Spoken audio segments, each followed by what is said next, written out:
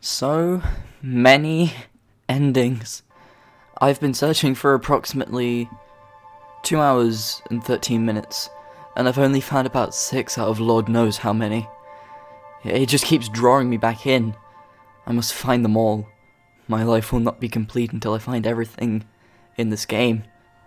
It gives my life meaning. Or does it? Hey, Vsauce! Michael here. Not that that matters. Let me start from the beginning. This is the story of a boy named Ruben. Ruben was a simple boy. He'd wake up and complete his schoolwork, and afterwards, he'd play some video games until he got tired or hungry. His life was so simple, yet it made him happy. On the 19th of March 2020, he logged into his Epic Games account and discovered that a game known as the Stanley Parable would be available for free for 1 week. He eagerly added it to his library and installed it. The rest of this story is dedicated to his time playing the game.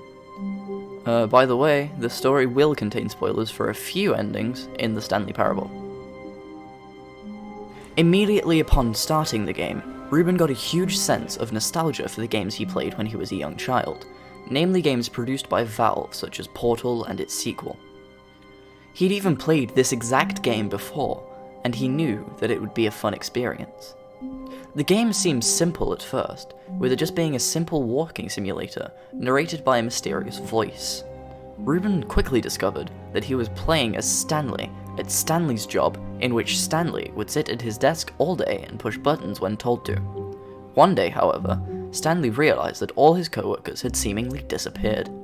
He decided to investigate, but discovered the secrets behind the company he worked for, along with new things about his own life. Ruben came across many different paths, each with its own choices to be made, such as the first decision. When Ruben, who was playing as Stanley, came to a set of 2 doors, he was instructed to enter the door on his left. He could obey or disobey. Each decision Ruben made led him down a different path to a different ending. One ending had him faced with the mind control facility. Ruben elected to turn off the machine, which allowed Stanley to be free. Another allowed him to play a game that he titled, "Don't Let the Small Baby Die a Horrible Death," along with Minecraft and Portal. The game is almost endless in its possibilities. For example, if you sit in a broom closet for long enough, the narrator just starts the game again, and Ruben even found himself in heaven after playing the game for a while.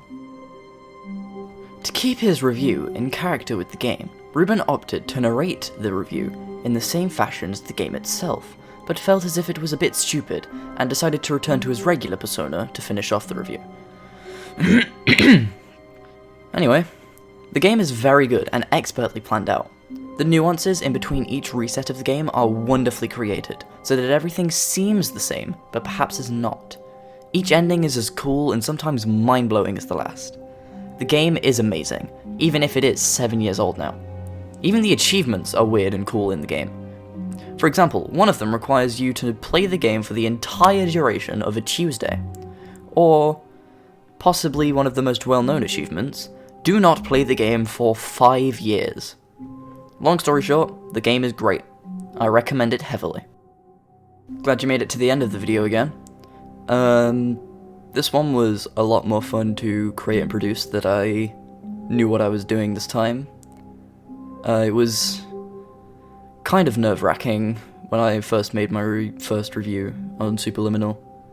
I didn't know if it would go down well, but it did, and I want to thank you all for the incredibly positive support that you gave me. It's very motivating for me to continue making content, which I most definitely will do now. So yeah, like, subscribe, whatever, all that jazz, I don't know. And I'll see you for the next one. Peace out.